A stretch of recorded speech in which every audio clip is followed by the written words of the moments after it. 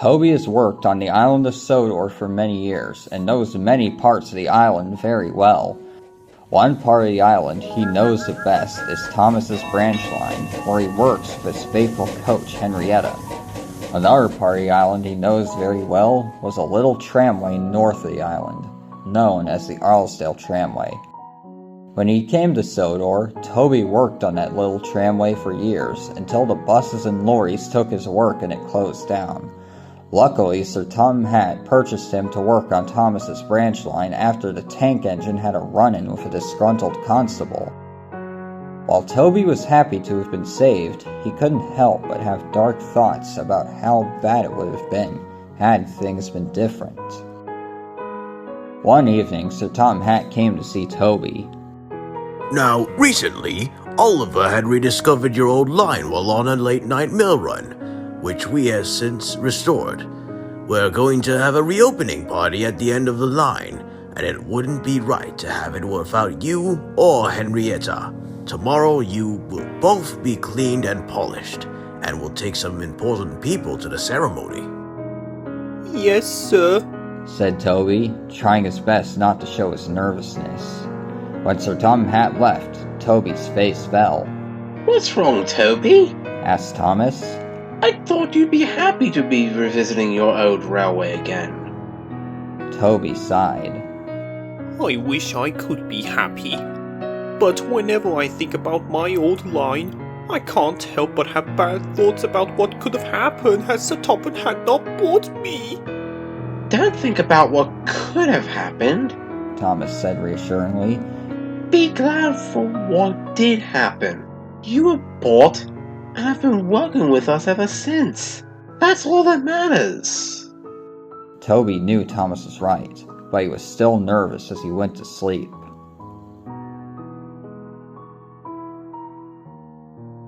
The next day was very foggy and rainy as Toby and Henrietta set off down the line for the Osdale Tramway. Toby was nervous as he puffed along. Not helping was the fact that no one else was out, not even other engines. It made him feel isolated. Toby reached Callan and made his way to a set of points, which led him into the mountainous and wild part of Sodor.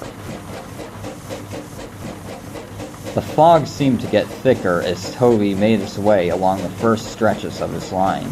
As he made his way along, he could make out the shape of the first station along his line, Lower Arlesborough. He felt a bit of relief until he got closer. The station building had vines draping from its windows, its roof missing many tiles, vegetation growing from the platform and the road running beside it.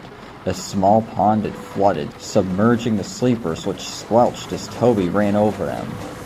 Toby was horrified at the state of the station. Why would Sir Topham had not restored this part of the line? He wondered. His concern grew as he reached the village of Marthwaite. Many of the buildings had vegetation growing around them, with parts of some buildings collapsed. The river seemed to have risen in the time since Toby had last visited, the water uncomfortably close to the tracks. Toby then began to climb through the rocky terrain that made up the second half of his old route. He looked around him for Castle Arl. He could have sworn he could see it collapsed, with only the base remaining, but it was hard to tell through the fog. But what he was sure of was that he was crossing a dam known as the Great Wall, which was built to stop the water from flooding Marthwaite, but seemed to have many leaks through the moss-ridden stones. The dam felt like it was going to collapse as Toby crossed over it. Why did they send me down here?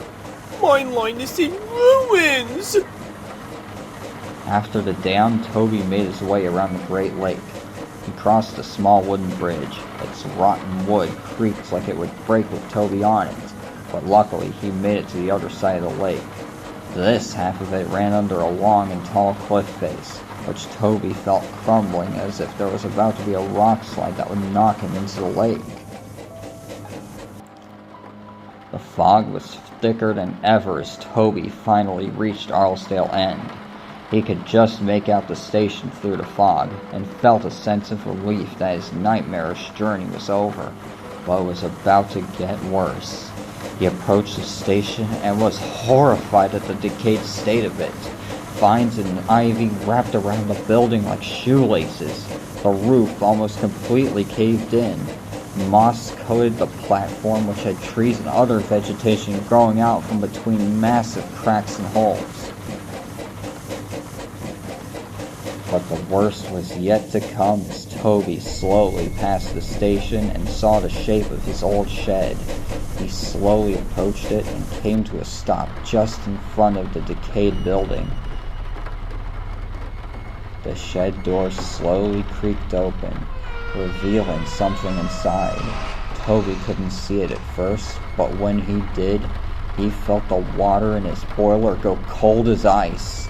There, in front of him, was the decayed husk of a tram engine, one of a similar shape to him. Its wood was rotting, its cowcatchers and side plates splattered with rust, and the front of it having fallen apart, revealing a smoke-box door from within the rotting shell. Toby closed his eyes in terror.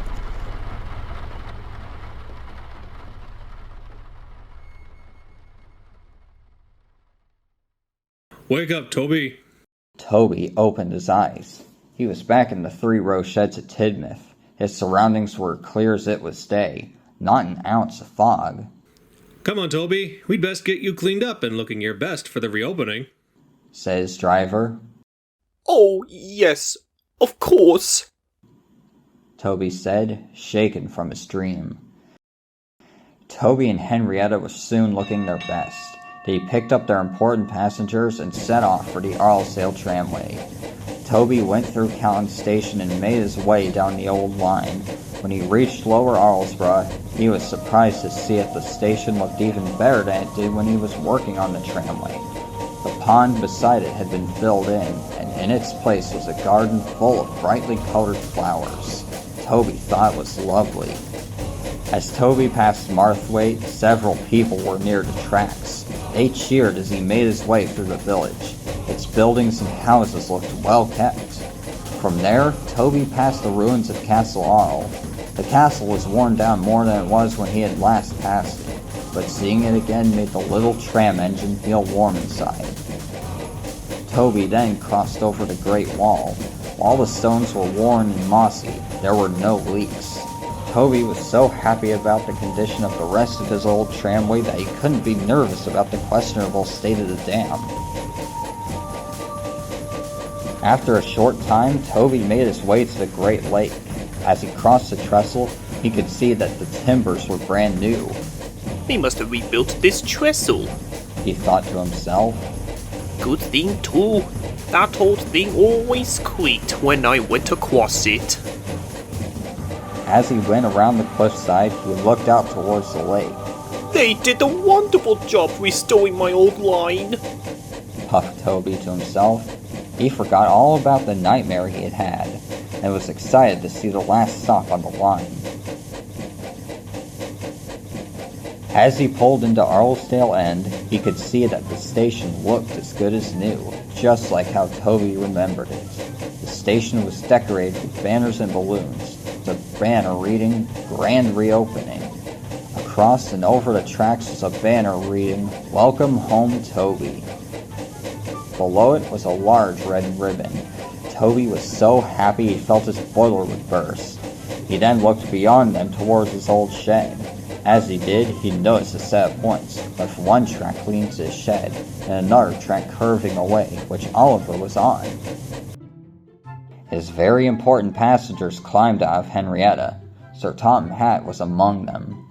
Sir Tom Hatt made his way to a podium on one end of the station and spoke. Many years ago, our Toby worked on this quaint little tramway with his faithful coach, Henrietta. Both served this line for many years until it closed down, and I brought them to work on Thomas's branch line. Some time ago, Oliver had accidentally rediscovered this line when he went the wrong way on a mail run. I am pleased to announce that this happy accident was what inspired me to reopen this old line for tourists, as well as to serve the villages the line runs along once more.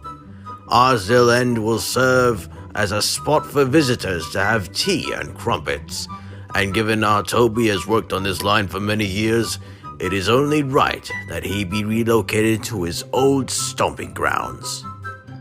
Oh, sir! cried Toby. Do you mean it? Sir Tom Hat chuckled. I wouldn't have it any other way.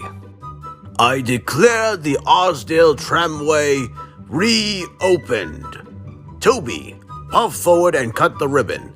Then make your way to your shed. There's a surprise waiting for you there. Toby puffed forward and snapped the red ribbon. Everyone cheered as he did so and made his way towards the shed. Toby stopped just outside of it, and when he looked inside, he felt an overwhelming sense of joy.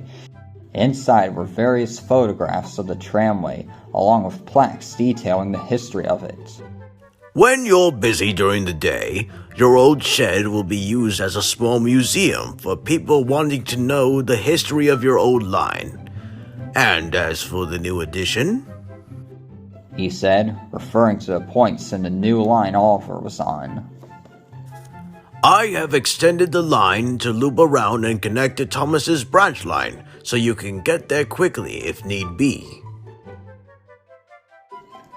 The festivities carried on for the rest of the day until the evening, before Oliver left to return to the Little Western.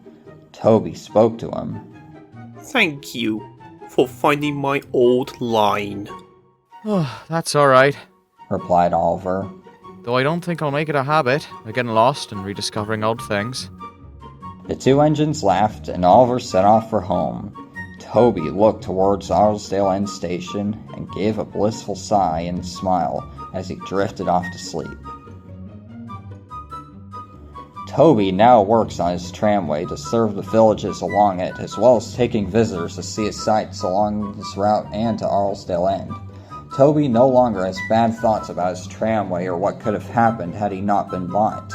And while he does miss Thomas's branch line, and is happy whenever he gets a chance to return to it when needed, he is also very glad to once again work along the tramway he loves, and would have many more adventures on over the years.